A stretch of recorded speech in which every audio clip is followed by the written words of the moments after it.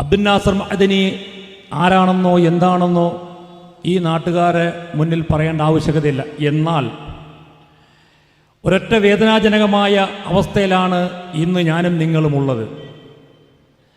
കാരണം അബ്ദുൽ നാസർ മഅദനിയെ പ്രദാനം ചെയ്യുന്ന പ്രസ്ഥാനം ഉദ്ഘാടകൻ സൂചിപ്പിച്ചു. പഞ്ചായത്ത് ഓഫീസിൻ്റെ മുന്നിൽ മുതൽ താലൂക്കുകളിലും അത് ജില്ലാ കളക്ടറുടെ മുന്നിലും അവസാനം ഇന്നലെ ഞങ്ങൾ നിയമസഭയുടെ മുന്നിൽ പോലും രാപകൽ സമരങ്ങൾ നടത്തിയും ഒട്ടനവധി പ്രാവശ്യം കേരളത്തിലെ 140 നിയോജക മണ്ഡലത്തിലെ MLA-മാരെയും നേരിൽ ഞങ്ങളുടെ മണ്ഡലം കമ്മിറ്റിയും ജില്ലാ കമ്മിറ്റിയും കണ്ട് നിവേദനങ്ങൾ കൊടുക്കുകയും അതെല്ലാം 2 ദിവസങ്ങൾക്ക് മുമ്പ് അഭിഭാഷകനായി എൻറോൾ ചെയ്ത പ്രിയപ്പെട്ട സലാഹുദ്ദീൻ അയ്യൂബിയുടെ നേതൃത്വത്തിൽ മഅദനിയുടെ കുടുംബം ഏകദേശം 9 ദിവസങ്ങൾക്ക് മുമ്പ് ക്ലിഫ് ഹൗസിൽ പോയി ബഹുമാനപ്പെട്ട മുഖ്യമന്ത്രിയുടെ കയ്യിൽ എൻ്റെ പ്രിയപ്പെട്ട പിതാവിന് വിദഗ്ധ ചികിത്സ കിട്ടുന്നതിന് വേണ്ടി അങ്ങയുടെ ഗവൺമെൻറ് ഇടപെടണം എന്ന ഒരു ഹർജിയും വേദനയോട് കൊടുക്കുകയുണ്ടായി. എന്നാൽ ഇടതുപക്ഷത്തെയോ അല്ലെങ്കിൽ പ്രതിപക്ഷത്തെയോ ഭരണപക്ഷത്തെയോ ഞങ്ങൾ താഴ്ത്തിയും ഉയർത്തിയും കാട്ടാൻ PDPയുടെ സംസ്ഥാന ജനറൽ സെക്രട്ടറി എന്ന വിനീതനായി ഞാൻ ആഗ്രഹിക്കുന്നില്ല. എന്നെ സംബന്ധിച്ചിടത്തോളം 2 പക്ഷവും അബ്ദുൽ നാസർ മഅദനിയോടൊപ്പം കാണിക്കുന്നത് അനീതിയാണ്, അനീതിയാണ്, അനീതിയാണ്. അത് ഭരണപക്ഷമായാലും ശരി തന്നെ, പ്രതിപക്ഷമായാലും ശരി തന്നെ. ഇന്ന് കേരളം ഭരിക്കുന്ന മുഖ്യമന്ത്രിയോട്, കേരള ഗവൺമെന്റിനോട്, കേരള പ്രതിപക്ഷ നേതാവിനോട്, കേരളത്തിലെ മുഴുവൻ 140 MLA-മാരോടും ഞങ്ങൾ ആവശ്യപ്പെട്ടത് അബ്ദുൽ നാസർ മഅദനിയെ കർണാടകയിലെ ബോംബ് സ്ഫോടനവുമായി ബന്ധപ്പെടുത്തി 31ാമത്തെ പ്രതിയാക്കി ചാർജ് ഷീറ്റ് ചെയ്ത മഅദനിയെ ഇറക്കിക്കൊണ്ടുവരുവാനോ മഅദനിയുടെ കേസിൽ ഇടപെടുവാനോ മഅദനിക്ക് ജാമ്യം നിന്നവരെയോ അല്ലെങ്കിൽ മറ്റാരെയെങ്കിലും സാക്ഷികളെ സ്വാധീനിക്കുവാനോ ഗവൺമെന്റ് ഇടപെടണമെന്നല്ല ഞങ്ങൾ പറഞ്ഞത്. വികലാംഗനായ ഒരു മനുഷ്യൻ പരിശുദ്ധവും പരിപാവനവുമായ റമദാൻ മാസത്തിൽ പരിശുദ്ധമായ വേദഗ്രന്ഥം നെഞ്ചോട് ഉയർത്തി പിടിച്ചുകൊണ്ട് പറഞ്ഞു, ഈ പരിശുദ്ധ ഖുർആൻ സത്യമായിട്ട് ബാംഗ്ലൂർ സ്ഫോടനവുമായി എനിക്ക് പ്രത്യക്ഷമായോ പരോക്ഷമായോ യാതൊരു അറിവുമില്ല. കർണാടകയിലോ ബാംഗ്ലൂരോ ഞാൻ പോയിട്ടില്ല എന്ന് ഖുർആൻ നെഞ്ചോട് ചേർത്ത് പിടിച്ച് പരിശുദ്ധ റമദാൻ മാസത്തിൽ അൻവാർശേരിയിൽ വെച്ച് പറഞ്ഞ അബ്ദുൽ നാസർ മഅദനിയുടെ കേസ് നിങ്ങൾ മനസ്സിലാക്കണം. അദ്ദേഹത്തിന്റെ കേസ് ബാംഗ്ലൂർ സ്പെഷ്യൽ കോടതിയിൽ വിചാരണ ചെയ്യപ്പെട്ടു. 4 വർഷം പിന്നിടുമ്പോൾ അന്ന് ബഹുമാനപ്പെട്ട ഇന്ത്യന്റെ പരമോന്നത നീതിപീഠമായ സുപ്രീം കോടതിയെ ഞങ്ങൾ സമീപിച്ചു. അബ്ദുൽ നാസർ മഅദനിയുടെ കുടുംബം സമീപിച്ചു, അദ്ദേഹത്തിന്റെ പാർട്ടി സമീപിച്ചു. അന്ന് സുപ്രീം കോടതിക്ക് വാക്ക് കൊടുത്തതാണ്. ബഹുമാനപ്പെട്ട കർണാടക ഗവൺമെന്റ് പറഞ്ഞു 4 മാസം കൊണ്ട് ഇദ്ദേഹത്തിന്റെ വിചാരണ പൂർത്തിയാക്കി വിധി പറയുമെന്ന് പറഞ്ഞ കർണാടക ഗവൺമെന്റ് 4 മാസമല്ല, 4 വർഷമല്ല, 13 വർഷം പിന്നിട്ടിരിക്കുകയാണ്. നിങ്ങൾ മനസ്സിലാക്കണം, ഈ 13 വർഷം പിന്നിടുമ്പോൾ ഇന്ത്യന്റെ പരമോന്നതമായ നീതിപീഠത്തിൽ നിന്ന് ലഭിച്ച ആ നീതിയിലാണ്, ആ ഇളവിലാണ്, ആ പരിഗണനയിലാണ് അബ്ദുൽ നാസർ മഅദനി ഇന്ന് ജയിലിനകത്തല്ലാതെ ജയിലിന് സമാനമായി പുറത്ത് ബെൻസൺ ടൗണിലൊരു ഫ്ലാറ്റിൽ കഴിയുന്നത്. ഈ ഫ്ലാറ്റിൽ കഴിയുമ്പോൾ നിങ്ങൾ മനസ്സിലാക്കണം, ഏകദേശം 10 ദിവസങ്ങൾക്ക് മുമ്പ് അബ്ദുൽ നാസർ മഅദനിയുടെ വോയിസ് എവിടൊക്കെ മലയാളികളുണ്ടോ ആ മലയാളികളുടെ കയ്യിൽ മൊബൈലുണ്ടോ, വാട്സപ്പ് ഉണ്ടോ, അതിൽ നിങ്ങൾ കേട്ടതാണ്. മഅദനിയുടെ വോയിസ് 14 മിനിറ്റും 16 സെക്കൻഡുമുള്ള വോയിസിൽ അദ്ദേഹം കൃത്യമായി വ്യക്തമായി പറയുന്നുണ്ട്, എനിക്കിതുപോലെ ഇന്ന അസുഖമുണ്ട്, എൻ്റെ അസുഖം വളരെ ഭയാനകമാണ് അസുഖം, ആ അസുഖത്തിൽ ഞാൻ മൂർച്ഛിച്ചിരിക്കുകയാണ്, എനിക്ക് 3 പ്രാവശ്യം സ്ട്രോക്ക് ബാധിച്ചു, ഇന്ന് എൻ്റെ ഹൃദയത്തിൽ നിന്നും തലച്ചോറിലേക്ക് പോകുന്ന ഒരു വെയിൻ, ഒരു ഞരമ്പ്, അതിൽ രക്തത്തിൻ്റെ പ്രസരിപ്പ്, രക്തയോട്ടം കുറവാണ്, തൽഫലമായിട്ട് എനിക്ക് ഓർമ്മശക്തിയും സ്ട്രോക്കും ബാധിക്കുന്നുണ്ട്. എന്നിട്ടും അദ്ദേഹം പറയുന്നു, ഞാൻ നിങ്ങളോട് ആവശ്യപ്പെടുന്നത് കരുണാനിധിയായ റബ്ബിനോട് നിങ്ങൾ ആത്മാർത്ഥമായി ദുആ ചെയ്യണമെന്നാണ് അബ്ദുൽ നാസർ മഅദനി ആ വോയിസിൽ ആവശ്യപ്പെട്ടത്. ആ വോയിസിൽ മഅദനി ആവശ്യപ്പെട്ടില്ല. ഇടതുപക്ഷ ഗവൺമെന്റിനോട് പറഞ്ഞില്ല, പ്രതിപക്ഷത്തോട് പറഞ്ഞില്ല, ഒരു നേതാക്കളോടും പറഞ്ഞില്ല, ഒരു മത നേതാക്കളോടും അദ്ദേഹം ആവശ്യപ്പെട്ടില്ല. അദ്ദേഹം ആവശ്യപ്പെടുന്നേ ഒന്ന് മാത്രം, എനിക്ക് വേണ്ടി നിങ്ങൾ ദുആ ചെയ്യണം. അത് തന്നെയാണ് ബഹുമാനപ്പെട്ട ഉദ്ഘാടകൻ, ബഹുമാനപ്പെട്ട തൊടിയൂർ മുഹമ്മദ് മൗലവി ഉസ്താദ് ഇവിടെയും ആവശ്യപ്പെട്ടതും പറഞ്ഞതും അത് തന്നെയാണ്. ആ വോയിസുകൾ നിങ്ങൾ കേട്ടതാണ്. പ്രിയമുള്ളവരെ, ഈ അസുഖത്തിന്റെ റിസൾട്ടുമായി ആദ്യമായി അബ്ദുൽ നാസർ മഅദനിയുടെ പ്രിയപ്പെട്ട മകൻ സലാഹുദ്ദീൻ അയ്യൂബി കോട്ടയത്തുള്ള പ്രമുഖനായ ഒരു ഡോക്ടർ അടുത്തേക്കാണ് ഈ ഹോസ്പിറ്റലിന്റെ റിപ്പോർട്ടുമായി അദ്ദേഹം പോകുന്നത്. അവിടെ പോകുമ്പോൾ ഏറ്റവും വലിയ ന്യൂറോയുടെ പ്രഗത്ഭനായ പ്രശസ്തനായ കോട്ടയത്ത് ആ ഡോക്ടർ ആ മെഡിക്കൽ ബുള്ളറ്റ് വായിച്ച് നോക്കിയിട്ട്, MRI സ്കാൻ്റെ റിപ്പോർട്ട് വായിച്ച് നോക്കിയിട്ട് അദ്ദേഹത്തിന്റെ കണ്ടമിടറിക്കൊണ്ട് കണ്ണ് നിറഞ്ഞുകൊണ്ട് അദ്ദേഹത്തിന്റെ മുന്നിലിരിക്കുന്ന 23.5 വയസ്സ് മാത്രം പ്രായമുള്ള, കേരളമുറ്റു നോക്കുന്ന, ഇന്ത്യ ചർച്ച ചെയ്യപ്പെടുന്ന, ലോകം ചർച്ച ചെയ്യപ്പെടുന്ന മർദ്ദിത ജനതയുടെ അമരക്കാരനായ അബ്ദുൽ നാസർ മഅദനിയുടെ ഇന്നത്തെ ആരോഗ്യാവസ്ഥയുടെ റിപ്പോർട്ടാണ് തൻ്റെ കയ്യിലിരിക്കുന്ന മനസ്സിലാക്കിയ ആ ഡോക്ടർ ഈ പ്രിയപ്പെട്ട മകനോട് പറയാൻ സമ്മതിക്കുന്നില്ല. ആദ്യം അദ്ദേഹം പറഞ്ഞത്, മോൻ പോവുക, മറ്റാരെയെങ്കിലും കൂട്ടിക്കൊണ്ടുവരിക. അപ്പോഴും സലാഹുദ്ദീൻ അയ്യൂബി പറയുന്നു, ഇല്ല ഡോക്ടർ, എൻ്റെ ഉപ്പായിക്ക് എന്താണ് സംഭവിച്ചത്, MRI സ്കാനിൽ എന്താണ് പറയുന്നത്, ദയവായി എന്നോട് പറയൂ ഡോക്ടർ എന്ന് മഅദനിയുടെ പ്രിയപ്പെട്ട മകൻ ഇന്ന് അഡ്വക്കറ്റായ സലാഹുദ്ദീൻ അയ്യൂബി ആ ഡോക്ടറോട് പറഞ്ഞപ്പോൾ നിറകണ്ണുകളോട് വിതുമ്പിക്കൊണ്ട് ആ പ്രിയപ്പെട്ട സഹോദര സമുദായത്തിൽപ്പെട്ട ക്രൈസ്തവനായ ഡോക്ടർ പ്രിയപ്പെട്ട അബ്ദുൽ നാസർ മഅദനിയുടെ മകനോട് പറയുന്നു, ഇതാണ് നിങ്ങളുടെ പിതാവിന് അബ്ദുൽ നാസർ മഅദനിക്ക് സംഭവിച്ചിരിക്കുന്നത്. കാരണം ഇന്റേണൽ കരോട്ടിഡ് ഡോട്ട് എന്ന് പറയുന്ന വളരെ ഭയാനകമായ ഒരു അസുഖമാണിത്. ഇത് ഹാർട്ടിൽ നിന്നും ഹൃദയത്തിൽ നിന്നും തലച്ചോറിലേക്ക് പോകുന്നൊരു ഞരമ്പാണ്. ആ ഞരമ്പ് ഇടയ്ക്ക് പ്രവർത്തിക്കും, ഇടയ്ക്ക് പ്രവർത്തിക്കില്ല, ബ്ലഡ് കോട്ടിങ് ഉണ്ടാവുന്നുണ്ട്. അതുകൊണ്ട് അതിൻ്റെ ഭാഗമായിട്ടാണ് ഈ സ്ട്രോക്ക് സംഭവിക്കുന്നതെന്ന് പറഞ്ഞപ്പോൾ ആ പ്രിയപ്പെട്ട പൊന്നുമോൻ മനസ്സ് കരഞ്ഞുകൊണ്ട്, എന്നാൽ ധൈര്യം കവർന്നെടുത്തുകൊണ്ട് ശരി ഡോക്ടറെ എന്ന് പറഞ്ഞുകൊണ്ട് അവിടെ നിന്ന് ഇറങ്ങി. അദ്ദേഹം ഇറങ്ങിയിട്ട് ആദ്യമായിട്ട് പ്രിയപ്പെട്ട പിതാവിനെയല്ല ബാംഗ്ലൂരേക്ക് വിളിച്ചത്, വത്സലനിധിയായ പ്രിയപ്പെട്ട ഉമ്മായ സുഫിയ മഅദനിയെ വിളിച്ചിട്ട് പറഞ്ഞു, ഉമ്മിച്ചി വാപ്പിച്ചിയുടെ അടുത്താണോ ഉമ്മിച്ചി ഉള്ളത്? അതേ മോനെ, എന്താണ് ഡോക്ടറെ കൊണ്ട് റിസൾട്ട് കാണിച്ചിട്ട്, MRI സ്കാൻ കാണിച്ചിട്ട് എന്താണ് ആ ഡോക്ടർ പറഞ്ഞതെന്ന് ചോദിച്ചപ്പോൾ വിങ്ങലുകൾ മാത്രമാണ് മറുതലയ്ക്ക് കേൾക്കാൻ കഴിയുന്നത്. അവസാനം ആ ഫോൺ മറ്റൊരാൾ സഹോദരനെ കൊടുത്തപ്പോൾ ഇതുപോലെ വിവരം അയ്യൂബി പറയുന്നു. വീണ്ടും ഉസ്താദ് പറഞ്ഞു, എന്തിനാണ് നിങ്ങൾ ഭയപ്പെടുന്നത്, എന്തിനാണ് നിങ്ങൾ കരയുന്നത്, എന്തിനാണ് നിങ്ങൾ പ്രയാസപ്പെടുന്നത്? സർവശക്തനായ അല്ലാഹുവിൻ്റെ വിധി എന്താണോ ആ വിധിയെ ഞാൻ സ്വീകരിക്കും എന്ന് പറഞ്ഞിട്ട് മഅദനി പറയുന്നു, നിങ്ങളൊരു കാര്യം ചെയ്യുക, ആ മെഡിക്കൽ റിപ്പോർട്ടുമായിട്ട് ഇന്ന ഡോക്ടർമാരിലേക്ക് കൊണ്ടു കൊടുക്കുക. അങ്ങനെ ഈ കോട്ടയത്തെ ഡോക്ടർ ഉൾപ്പെടെ മറ്റ് 6 ഡോക്ടർമാരെ, പ്രമുഖരായ ഡോക്ടർമാരെ ബാംഗ്ലൂർ ഉൾപ്പെടെ ഈ റിസൾട്ട് കാണിച്ചു. MRI സ്കാനിൻ്റെ റിസൾട്ട് കാണിച്ചപ്പോൾ ഈ ഡോക്ടർ പറഞ്ഞ അതേ മറുപടി തന്നെയാണ് മറ്റ് ഡോക്ടർമാരും പറഞ്ഞത്.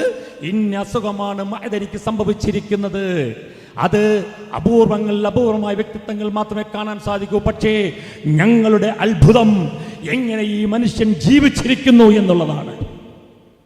ഈ ഡോക്ടർമാർ പറയുകയാണ്, ഇത്രത്തോളം മാരകമായ ഒരു അസുഖം ബാധിച്ചിട്ട് വികലാംഗനായ 40 കിലോയോളം അടുത്തിരിക്കുന്ന ഈ പാവപ്പെട്ട മനുഷ്യൻ, ഷുഗർ 400 മുകളിലുള്ള മനുഷ്യൻ, അതുപോലെ തന്നെ പ്രഷറും കൊളസ്ട്രോൾ പല അസുഖങ്ങളുള്ള മനുഷ്യൻ, കണ്ണിന്റെ കാഴ്ചശക്തി 80% തകർന്ന മനുഷ്യൻ, ഇരിക്കുന്ന ഇരിപ്പിടത്തിൽ നിന്നും പരസഹായമില്ലാതെ എഴുന്നേൽക്കാൻ കഴിയാത്ത മനുഷ്യൻ, ഭക്ഷണം കഴിക്കുമ്പോൾ സ്വന്തം വായിലേക്ക് വെക്കുമ്പോൾ കൈവിറക്കുന്ന മനുഷ്യൻ എങ്ങനെ ജീവിച്ചിരിക്കൂ എന്ന് ഡോക്ടർമാർ ചോദിക്കുമ്പോൾ അതിനുള്ള ഒറ്റ മറുപടിയേ ഉള്ളൂ. നമ്മുടെ പ്രിയപ്പെട്ട തോട്ടുപോകാൻ മനസ്സിലെ അബ്ദുസ്സമദ് മാസ്റ്ററുടെ പ്രിയപ്പെട്ട പത്നി അസ്മാ ബീവി എന്ന് പോയ മരണപ്പെട്ട പ്രിയപ്പെട്ട ഉമ്മയുണ്ടല്ലോ, അവിടെ ആഹ്റം സ്വർഗമാക്കി കൊടുക്കട്ടെ. ആ ഉമ്മയുടെ ഭ്രൂണത്തിലെ ഗർഭപാത്രത്തിലേക്ക് പ്രിയപ്പെട്ട സമദ് മാസ്റ്ററുടെ ബീജം ചെന്നപ്പോൾ 4 മാസം തികഞ്ഞപ്പോൾ അല്ലാഹു സുബ്ഹാനഹു വ തആല അബ്ദുൽ നാസർ മഅദനിക്ക് അദ്ദേഹത്തിന്റെ റൂഹ് എന്നാണ് പോകുന്നതെന്ന് എഴുതി വെച്ചിട്ടുണ്ട്. അതുകൊണ്ട് മാത്രമാണ് അതുകൊണ്ട് മാത്രമാണ് അദ്ദേഹം ഇന്ന് ജീവച്ഛവം പോലെ ജീവിച്ചിരിക്കുന്നത്. ആ മെഡിക്കൽ റിപ്പോർട്ട് കിട്ടിയതിന് ശേഷമാണ് അബ്ദുൽ നാസർ മഅദനി 14 മിനിറ്റിന്റെയും 16 സെക്കൻഡിന്റെയും വോയിസ് ക്ലിപ്പ് ഇടുന്നത്. ആദ്യം ഞങ്ങളുടെ പാർട്ടിയുടെ പരമോന്നത ബോഡിയായ CSC സെക്രട്ടേറിയറ്റ് ഗ്രൂപ്പിൽ, CSC സെൻട്രൽ ആക്ഷൻ കമ്മിറ്റി ഗ്രൂപ്പിലേക്കാണ് വോയിസ് ഇട്ടത്.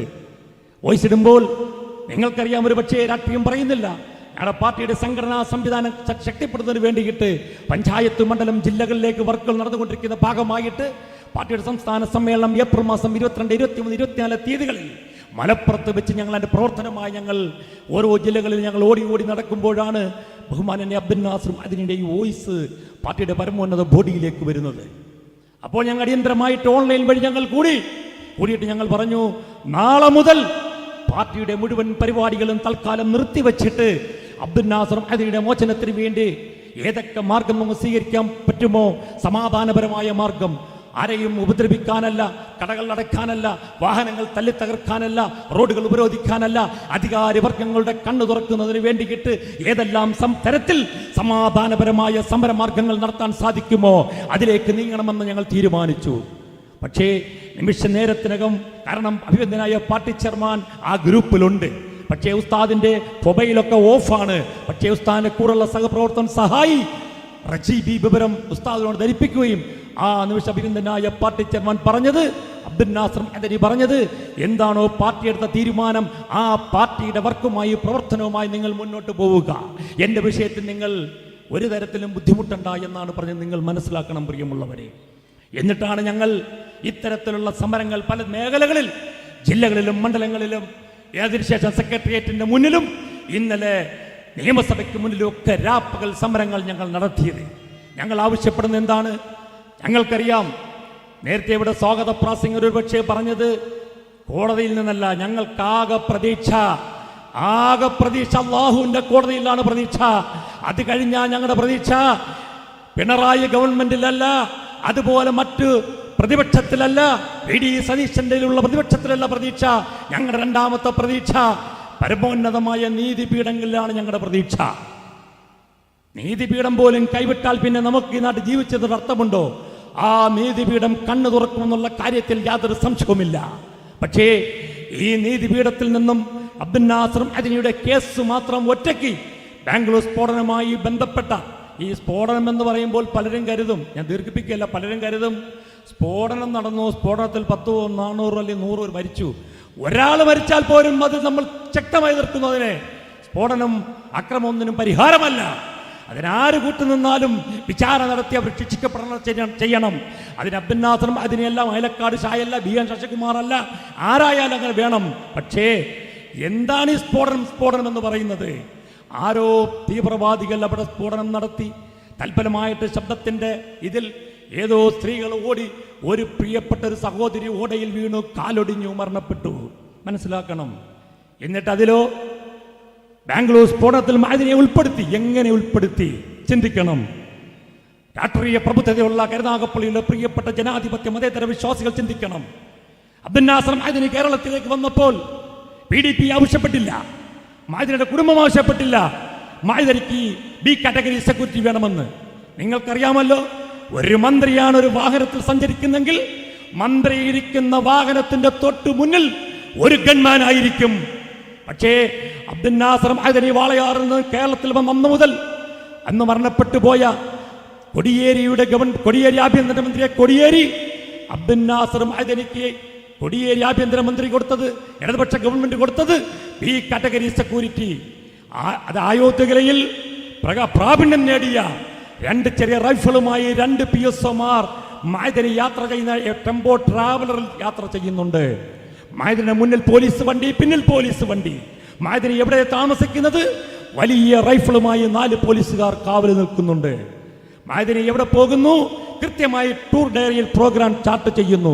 അതുപ്രകാരം മഅദനി കരുനാഗപ്പള്ളി വഴി ഓച്ചിറയ്ക്ക് പോകുന്നു, കൃത്യമായി കരുനാഗപ്പള്ളി പോലീസിൽ മെസ്സേജ് കൊടുക്കുന്നു. മഅദനി അൻവാറിൽ തങ്ങുന്നു, മെസ്സേജ് കൊടുക്കുന്നു. ഇങ്ങനെ അബ്ദുൽ നാസർ മഅദനി കോയമ്പത്തൂരിൽ നിന്ന് ഇറങ്ങി അന്ന് മുതൽ അൻവാർശ്ശേരിയിൽ അറസ്റ്റ് ചെയ്യുന്ന അതേ ദിവസം വരെ ഈ B category security Abdul Nasser മഅദനിക്ക് കൊടുത്തിരുന്നു ഇടതുപക്ഷ ഗവൺമെന്റ്. വിനീതനായ എൻ്റെ വീട്ടിലും 113 ദിവസം താമസിച്ചു. 113 ദിവസം അബ്ദുൽ നാസർ മഅദനി മൈലക്കാട്. അതുകൊണ്ട് എനിക്ക് കൃത്യമായി പള്ളി പുള്ളി തെറ്റാതെ മഅദനിയുടെ യാത്രയുമായി ബന്ധപ്പെട്ട അദ്ദേഹത്തിന്റെ ഓരോ ദിവസത്തെ ദിനചര്യ എനിക്കും അറിയാൻ സാധിക്കും.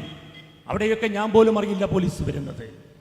അപ്പോൾ ഇങ്ങനെ പോലീസിന്റെ അകമ്പടിയിലും സുരക്ഷയിലും നിരീക്ഷണത്തിലും സഞ്ചരിച്ച ഒരാൾ എങ്ങനെ കർണാടകയിലെ കുടകിൽ ഇലക്കേരി എസ്റ്റേറ്റിലെ തടിയന്റെ ഇവിടെ നിസ്സൈറുമായിട്ട് ഗൂഢാലോചന നടത്തി? അതാണല്ലോ കേസ്. 31ാമത്തെ പ്രതിയാക്കി അദ്ദേഹത്തെ അറസ്റ്റ് ചെയ്ത് കൊണ്ടുപോയി. വർഷങ്ങൾ പിന്നിട്ടു, വിചാരണ നടക്കുന്നില്ല. അവസാനം സുപ്രീം കോടതി ഇടപെട്ടതിന് ശേഷം വിചാരണ തുടങ്ങി. മഅദനിയുടെ കേസ് ഒറ്റയ്ക്കും ബാക്കിയുള്ളവരുടെ കേസ് ഒരുമിച്ചുമായി വിചാരണ നടന്നു. നിങ്ങൾ അറിയണം, മുസ്ലിം സമുദായത്തിന്റെ അവകാശം ഞങ്ങളിലാണെന്ന് അവകാശപ്പെടുന്നവർ ചാരന്മാർ, നീചന്മാർ. അബ്ദുൽ നാസർ മഅദനിയും അദ്ദേഹത്തിന്റെ അഭിഭാഷകനായ ടോൺ സെബാസ്റ്റ്യൻ പോലും അറിയാതെ ഈ പറയപ്പെട്ട മഅദനിയുടെ കേസ് ഒറ്റയ്ക്ക് നടത്തിയിരുന്ന കോടതിയിൽ നിന്നും മഅദനിയുടെ കേസ് അട്ടിമറിച്ചുകൊണ്ട് മറ്റോരൊപ്പം ചേർക്കപ്പെട്ടു. കൂടെയുള്ള 30 പേരോടൊപ്പം മഅദനിയുടെ കേസും മാറ്റപ്പെട്ടു. വീണ്ടും 31 ഒരുമിച്ചായി. അല്ലെങ്കിലോ ഒറ്റയ്ക്കാണ് അബ്ദുൽ നാസർ മഅദനിയുടെ കേസ് വിചാരണ നടത്തിയിരുന്നെങ്കിൽ കഴിഞ്ഞ റമദാന് മുമ്പേ അബ്ദുൽ നാസർ മഅദനി നാട്ടിലേക്ക് വരുന്ന സാഹചര്യം ഉണ്ടായിരുന്നു. കഴിഞ്ഞ റമദാന് 3 മാസങ്ങൾ മുമ്പ് മഅദനി തന്നെ പറഞ്ഞതാണ്, സർവശക്തന്റെ അനുഗ്രഹമുണ്ടെങ്കിൽ ഈ റമദാന് നമുക്ക് ഒരുമിച്ച് കാണാമെന്ന്. അങ്ങനെ കഴിഞ്ഞ റമദാന് മുമ്പേ നാട്ടിൽ വരേണ്ടുന്ന അബ്ദുൽ നാസർ മഅദനിയെ ചിലർ ചേർന്നുകൊണ്ട് ഗൂഢാലോചനയുടെ ഭാഗമായി മറ്റ് പ്രതികളോടൊപ്പം ഒരുമിച്ച് ചേർത്തുകൊണ്ട് കേസ് ഒരുമിച്ചാക്കി. ഇന്നിപ്പോൾ വിചാരണ പൂർത്തിയായി. പലരും പറയുന്നത് മഅദനിയുടെ വിചാരണ നടക്കുന്നില്ല എന്നൊക്കെ പറയുന്നത്. അതൊക്കെ വിഡ്ഢിത്തരമാണ്. അബ്ദുൽ നാസർ മഅദനിയുടെ വിചാരണ പൂർത്തിയായി. ബാംഗ്ലൂർ സ്പെഷ്യൽ കോടതിയിൽ മഅദനിയുടെ വിചാരണ പൂർത്തിയായി. ഇപ്പോൾ നടക്കുന്ന ആർഗ്യുമെന്റാണ് നടക്കുന്നത്. അത് നടന്നുകൊണ്ടേയിരിക്കുന്നു. വേണ്ടി വന്നാൽ 1 മാസമോ 2 മാസമോ 3 മാസത്തിനകമോ ഈ ആർഗ്യുമെന്റ് പൂർത്തിയാക്കിയാൽ വിധി പറയാം. ഈ സാഹചര്യത്തിലാണ് അബ്ദുൽ നാസർ മഅദനി ഇന്ത്യന്റെ പരമോന്നത നീതിപീഠമായ സുപ്രീം കോടതിയെ സമീപിച്ചിരിക്കുന്നത്. മഅദനി സുപ്രീം കോടതിയെ സമീപിച്ചത് എൻ്റെ കേസിൽ എന്തെങ്കിലും മാറ്റം വരുത്തണമെന്നോ അല്ലെങ്കിൽ സാക്ഷികളെ മാറ്റണമെന്നോ മറ്റൊന്നുമല്ല. മഅദനി പറയുന്നത്, എനിക്ക് ജന്മം നൽകി എൻ്റെ വാത്സല്യനിധിയായ പിതാവ് മരണത്തോട് മല്ലടിച്ചൊരു വീൽ ചെയറിൽ ഒരു കിടക്കയിൽ കിടക്കുമ്പോൾ ആ പിതാവിൻ്റെ അരികിൽ പോയിട്ട് ഒരു ചൂട് ചുംബനം കൊടുക്കുവാൻ ബഹുമാനപ്പെട്ട കോടതി എനിക്ക് കനിയണം. രണ്ടാമത് മഅദനി ആവശ്യപ്പെട്ടിരിക്കുന്നത്, ഞാൻ ഇന്ന അസുഖക്കാരനാണ്, ഇന്ന ബുദ്ധിമുട്ടുകളുള്ള അനുഭവസ്ഥനാണ്, 3 സ്ട്രോക്ക് എനിക്ക് ബാധിച്ചു, 120 കിലോ ഉണ്ടായിരുന്ന ആരോഗ്യ ദൃഢഗാത്രനായി ഞാൻ ഇന്ന് 46.5 കിലോയിലേക്ക് എത്തപ്പെട്ടിരിക്കുന്നു. നല്ല ശ്രവണശക്തിയും കാഴ്ചശക്തിയും ഉണ്ടായിരുന്ന എനിക്ക് എൻ്റെ 2 കണ്ണുകളുടെയും 80% കാഴ്ചശക്തി നഷ്ടപ്പെട്ടിരിക്കുന്നു. പരസഹായമില്ലാതെ എനിക്ക് ബെഡിൽ നിന്ന് എഴുന്നേൽക്കാൻ സാധ്യമല്ല. പരസഹായമില്ലാതെ ഭക്ഷണം വായിൽ കഴിക്കാൻ സാധ്യമല്ല. എനിക്കൊരു സംസാരം പോലും പുറത്തേക്ക് വരുന്നില്ല. അത്തരത്തിൽ ഞാനിന്ന് വർണ്ണത്തോട് മല്ലടിക്കുമ്പോൾ എന്നെ അസുഖങ്ങളുണ്ട്. ആ അസുഖങ്ങൾക്ക് എന്ത് തന്നെ ആയിരുന്നാലും ഞാൻ ആഗ്രഹിക്കുന്നില്ല. എൻ്റെ ശരീരത്തൊരു ബ്ലേഡ് വെച്ചുകൊണ്ട് പോറാൻ പോലും ഞാൻ ആഗ്രഹിക്കുന്നില്ല.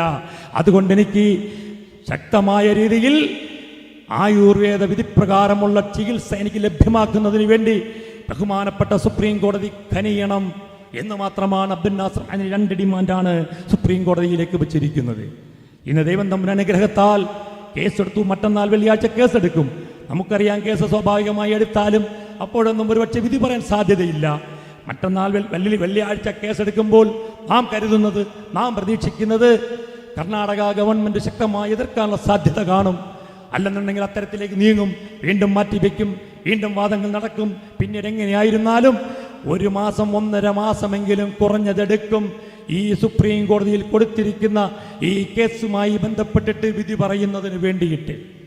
ഞാൻ ഈ പറഞ്ഞു വന്നത്, ഇത്തരത്തിൽ ഒരു കേരള പൗരൻ എന്ന നിലയിൽ അബ്ദുൽ നാസർ മഅദനിയെ PDPയുടെ ചെയർമാൻ എന്ന നിലയിലോ, അബ്ദുൽ നാസർ മഅദനി ഇസ്ലാമിക പ്രഭാഷകൻ എന്ന നിലയിലോ, അബ്ദുൽ നാസർ മഅദനി ഒരു പ്രമുഖ പണ്ഡിതൻ എന്ന നിലയിലോ കേരള ഗവൺമെന്റോ അല്ലെങ്കിൽ പ്രതിപക്ഷമോ കാണേണ്ട. ഞങ്ങൾ ഒന്നേ ആവശ്യപ്പെട്ടുള്ളൂ, അബ്ദുൽ നാസർ മഅദനി കേരളത്തിൽ ഒരു പൗരനാണ്.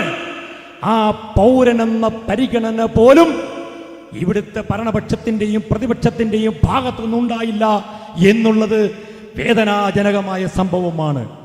ഇത് ന്യൂനപക്ഷങ്ങളുള്ള കടന്നുകയറ്റമെന്ന് ഞാൻ പറയുന്നില്ല. കാരണം അങ്ങനെയൊക്കെ പറഞ്ഞാൽ രാഷ്ട്രീയത്തിലേക്ക് ചർച്ച വേറെ തരത്തിലേക്ക് എത്തപ്പെടും. ഇന്നൊരു ന്യൂനപക്ഷമെന്ന് പറയാൻ പോലും ഭയക്കുന്ന ഈ നാട്ടിലാണ് ഞാനും നിങ്ങളും ജീവിച്ചിരിക്കുന്നതെന്ന് മനസ്സിലാക്കണം. അത്തരത്തിലാണ് മഅദനിയുടെ വല്ലാത്തൊരവസ്ഥ, ദയനീയ അവസ്ഥ. ഇന്ന് ഓരോ ദിവസങ്ങളും മുന്നോട്ട് പോകുമ്പോൾ എൻ്റെ പിണറായി ഗവൺമെന്റ് അല്ലെങ്കിൽ പ്രതിപക്ഷ നേതാവ്, ഈ പ്രതിപക്ഷ നേതാവ് 4 ദിവസങ്ങൾക്ക് മുമ്പ് എറണാകുളത്ത് വന്ന രാപ്പകൽ സമരത്തിൽ അതിനിടെ പ്രിയപ്പെട്ട പൊന്നുമോനായ സലാഹുദ്ദീൻ അയ്യൂബി ഒരു നിവേദനം കൊടുത്തപ്പോൾ അയ്യൂബിയുടെ വലത് കൈ പിടിച്ചുകൊണ്ട് വി.ഡി. സതീശൻ പറഞ്ഞ വാക്കുകൾ ഞങ്ങൾക്ക് മറക്കാൻ കഴിയില്ല.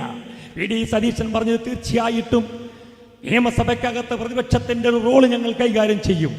അതിൽ കൂടിയിട്ട് നിങ്ങളുടെ പിതാവിന് വേണ്ടിയിട്ട്, മഅദനിക്ക് വേണ്ടിയിട്ട് ഏതെങ്കിലും തരത്തിലുള്ള നീതിയുടെ പക്ഷത്ത് നിന്ന് പയറ്റുവാൻ ഞങ്ങൾ ശ്രമിക്കുമെന്ന് പറഞ്ഞ വി.ഡി. സതീശൻ്റെ വാക്കുകളൊക്കെ വെള്ളത്തിലെ ജലധാരയിലേക്ക് ഒഴുകിപ്പോകുന്ന കുമിളുകൾ പോലെ ആയിപ്പോയി എന്നുള്ളതാണ് ഞങ്ങളെ സംബന്ധിച്ച് രണ്ടാമത് പറയാനുള്ളത്. മാത്രമല്ല, നിങ്ങൾക്കറിയാം, ഒരുപക്ഷേ കരുനാഗപ്പള്ളിയിൽ എൻ്റെ ശബ്ദം ശ്രവിക്കുന്നവർക്ക് ഒരുപക്ഷെ അത് അറിഞ്ഞെന്ന് വരില്ല. ഈ ഇന്നത്തെ ആഭ്യന്തര മന്ത്രിയും മുഖ്യമന്ത്രിയും ഒക്കെ ആയ സഖാവ് പിണറായി വിജയൻ അബ്ദുൽ നാസർ മഅദനിയെ അറിയാതിരിക്കാൻ സാധ്യമല്ല. കോയമ്പത്തൂർ ജയിലിലും അദ്ദേഹം പോയി. സെക്രട്ടറി ആയപ്പോൾ മഅദനിയെ കണ്ടു. അദ്ദേഹം സെക്രട്ടറി ആയിട്ടിരിക്കുമ്പോൾ ഇന്നത്തെ മുഖ്യമന്ത്രി, ഇന്നത്തെ ആഭ്യന്തരമന്ത്രിയായ സഖാവ് പിണറായി വിജയൻ 3 പ്രാവശ്യമാണ് കൊല്ലത്തെ ആശ്രാമത്തെ ഗസ്റ്റ് ഹൗസിലിരുന്ന് അന്ന് കോയമ്പത്തൂർ ഇറങ്ങിയതിന് ശേഷം മഅദനിയുമായി സംസാരിച്ച മണിക്കൂർ കണക്കിന്. നിഷേധിക്കാൻ പറ്റുമോ? അപ്പോൾ മഅദനിയെ അറിയാഞ്ഞിട്ടല്ല, ആരുടെ മുന്നിലാണ് ഇവർ ഇത് നാട്യം കാണിക്കുന്നത് മനസ്സിലാക്കണം. അതുകൊണ്ട് ഞങ്ങൾ ഇതുപോലെ പരിപാടികൾ കേരളത്തിലെ 140 നിയോജക മണ്ഡലങ്ങളിലും പഞ്ചായത്തുകളിലും ശക്തമായ രീതിയിൽ മഅദനിക്ക് വേണ്ടിയിട്ടുള്ള പോരാട്ടം ഞങ്ങൾ നടത്തുകയാണ്. ഈ പോരാട്ടം കൊണ്ട് ഞങ്ങൾ ആഗ്രഹിക്കുന്നത്, ഞങ്ങൾ ആവശ്യപ്പെടുന്നത് ഒന്നു മാത്രമാണ്. ഈ നാട്ടിലെ ജനാധിപത്യ മതേതര വിശ്വാസികളോട്, രാഷ്ട്രീയ പ്രബുദ്ധതയുള്ള എല്ലാവരോടും ഞങ്ങൾക്ക് പറയാനുള്ളത്, ഇതിനകത്ത് രാഷ്ട്രീയം നോക്കാതെ, ജാതി നോക്കാതെ, മതം നോക്കാതെ, വർഗവും വർണ്ണവും നോക്കാതെ നിങ്ങളുടെ പൂർണ്ണമായ പിന്തുണ, നിങ്ങളുടെ ഐക്യം, നിങ്ങളുടെ ഐക്യദാർഢ്യം അബ്ദുൽ നാസർ മഅദനിക്ക് വേണ്ടി നടത്തുന്ന സമര പോരാട്ടങ്ങളിൽ നിങ്ങളുടെ കയ്യൊപ്പുണ്ടാകണമെന്നാണ് ഞങ്ങൾക്ക് പറയാനുള്ളത്. ഇതുകൂടി ഒരു കാര്യം കൂടി പറഞ്ഞു നിർത്തുകയാണ്. ഇത് നിങ്ങൾ മനസ്സിലാക്കണം. കാര്യം എന്താ?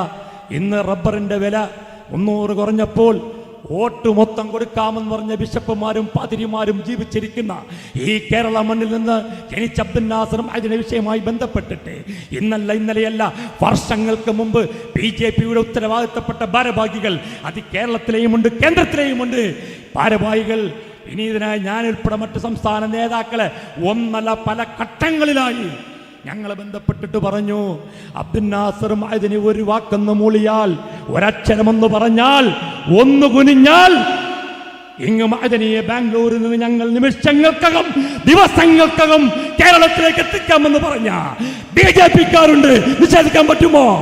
അപ്പോൾ ഞങ്ങൾ സന്തോഷത്തോട് കൂടിയിട്ട്, പ്രതീക്ഷയോട് കൂടിയിട്ട് അഭിനന്ദനായ അബ്ദുൽ നാസർ മഅദനി ഒരു മാസത്തിൽ 1-2 വട്ടം ബാംഗ്ലൂർ പോയി കാണുന്നവരാണ് വിനീതനായ ഞാൻ.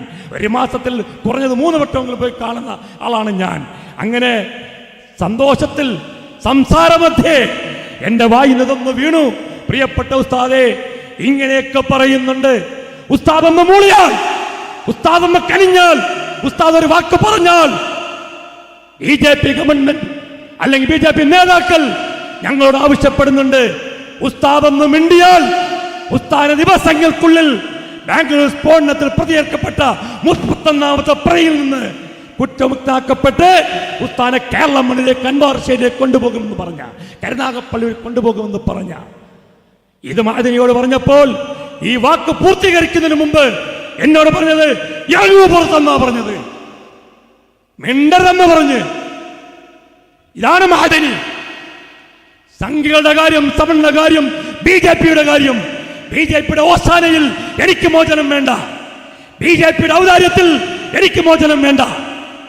അവരെന്നെ എത്രത്തോളം ശാരീരികമായും മാനസികമായും പീഡിപ്പിക്കാൻ ശ്രമിച്ചാലും ദൈവം തമ്പുരാന്റെ സൃഷ്ടാവിന്റെ തൃപ്തിയിൽ ഞാൻ ജീവിച്ചുകൊണ്ട് മർദ്ദിതർക്ക് വേണ്ടി, പീഡിതർക്ക് വേണ്ടി, അശരണർക്ക് വേണ്ടി, പാവപ്പെട്ടവർക്ക് വേണ്ടി, നാവില്ലാത്തവർക്ക് വേണ്ടി ശബ്ദിക്കുവാൻ അബ്ദുൽ നാസർ മഅദനി മുട്ടുകാലിലായാലും നടു ഉയർത്തിക്കൊണ്ട് തന്നെ തല ഉയർത്തിക്കൊണ്ട് തന്നെ നിൽക്കുമെന്ന അന്ന് മഅദനി പറഞ്ഞത്. നിഷേധിക്കാൻ പറ്റുമോ BJP-ക്കാർ? ഇതെന്ന് ഞങ്ങൾ പത്രസമ്മേളനം നടത്തി പറഞ്ഞിട്ടില്ല. ഇങ്ങനെയൊക്കെ നടന്നിട്ടുണ്ട്. അവിടെയും ആൺകുട്ടിയായ മഅദനി പറഞ്ഞത് എനിക്ക് അവർ ഔദാര്യം വേണ്ട. ഓർക്കുന്നില്ല നിങ്ങൾക്ക്? കോയമ്പത്തൂർ ജയിലിനകത്ത് അവിടെ തനിഖാജനം എന്ന ജഡ്ജി അബ്ദുൽ നാസർ മഅദനിയുടെ മുഖത്ത് നോക്കി പറഞ്ഞത്, നിങ്ങളുടെ വലതുകാല് പോയത് നിങ്ങളുടെ കയ്യിലിരുന്ന ബോംബ് പൊട്ടി, അങ്ങനെ നിങ്ങൾ കാല് തകർന്നു, അതുകൊണ്ട് നിങ്ങളുടെ ശരീരത്ത് ബോംബിന്റെ കൾച്ചർ നിങ്ങളുടെ ബ്ലഡിലുണ്ടെന്ന് പറഞ്ഞപ്പോൾ വീൽ ചെയറിൽ അബ്ദുൽ നാസർ മഅദനി കോയമ്പത്തൂർ ആ സെഷൻ കോടതിയിൽ 3ാമത്തെ നിലയിൽ ഇരുന്നു കൊണ്ട് ഇടത് കൈ വീൽ ചെയറിൽ കുത്തിക്കൊണ്ട് ഒറ്റക്കാൽ എഴുന്നേറ്റുകൊണ്ട് വലത് കൈ ഉയർത്തി വിരൽ ചൂണ്ടി ആ തനിഖാജലത്തോട് പറഞ്ഞു, മിസ്റ്റർ തനിഖാജലം, താങ്കളുടെ സവർണ ഫാസിസ്റ്റുകളുടെ അജണ്ട നടപ്പിലാക്കുന്ന ഒരു ജഡ്ജിയായിട്ട് എനിക്ക് കാണാൻ സാധിക്കുകയുള്ളൂ. താങ്കളുടെ കോടതിയിൽ നിന്നും എനിക്ക് തൂക്കുകയറാൻ നൽകുന്നെങ്കിൽ ആ തൂക്കുകയറിന് ഞാൻ തക്ബീർ വിളിച്ചുകൊണ്ട് തൂക്കുമരത്തിലേക്ക് പോകുമെന്ന് പറഞ്ഞ ഒരു സിംഹക്കുട്ടിയാണ്, ഇസ്ലാമിന്റെ കുട്ടിയാണ്, മർദ്ദന്റെ കുട്ടിയാണ് അബ്ദുൽ നാസർ മഅദനി. ആ മഅദനിയോടാണോ ഇത്തരത്തിലുള്ള ഭീഷണികൾ? മഅദനിയുടെ വോട്ട് വാങ്ങി, ഞാൻ രാഷ്ട്രീയത്തിന് കിടക്കുന്നില്ല, പറഞ്ഞാൽ നേരം വെളുക്കും, വേദനയുണ്ട് എനിക്ക്. കാരണം 32.5 വർഷം മഅദനിയോടൊപ്പം നിൽക്കുന്നവരാണ്. ഇനി തന്നെ ഞാനും ഈ വേദി ശശികുമാർ മുന്നിൽ പലരും, ഞങ്ങൾക്ക് പലതും തുറന്നു പറയേണ്ടതുണ്ട്. അതുകൊണ്ട് അതിലേക്ക് കിടക്കുന്നില്ല. പ്രിയമുള്ളവരെ, ഞങ്ങളുടെ പരിപാടി കൊണ്ട് ഞങ്ങൾ ആവശ്യപ്പെടുന്ന ഒരിക്കൽ കൂടി പറയുന്നു, നിങ്ങളുടെ എല്ലാവരുടെയും നമ്മുടെ വേദിയിൽ തന്നെ വിവിധ രാഷ്ട്രീയ മത സാംസ്കാരിക നായകന്മാർ പങ്കെടുത്തിട്ടുണ്ട്. അവർക്കെല്ലാം PDP സംസ്ഥാന കമ്മിറ്റിയുടെ 1000 അവർണ വിപ്ലവ അഭിവാദ്യങ്ങൾ പറഞ്ഞുകൊണ്ട് എൻ്റെ എളിയ വാക്കുകൾ സംഭരിക്കുന്നു. നന്ദി, നമസ്കാരം, ജയ് ഹിന്ദ്.